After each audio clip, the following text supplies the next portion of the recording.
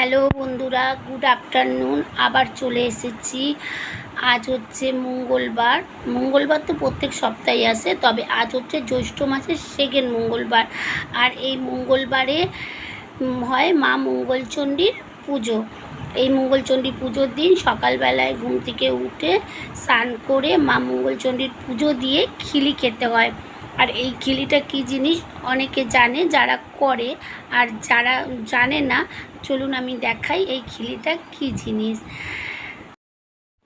এই দেখুন, এর মধ্যে আছে ছাড়িয়ে রাখা 17টা জব, আর 17টা আতপ চাল, আর 17টা তুলসী পাতা, আর এক টুকরো কলা। এগুলোকে সব একসাথে মেখে একটা দলা পাকিয়ে এটা গিলে ফেলতে হয়।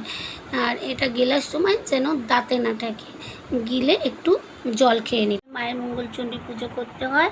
আর আজকে ভাত খেতে নেই, আজকে ফলার করতে হয় দুপুরবেলায়। আজকে এই পর্যন্ত, আবার দেখা হবে পরের ভিডিওতে। টাটা।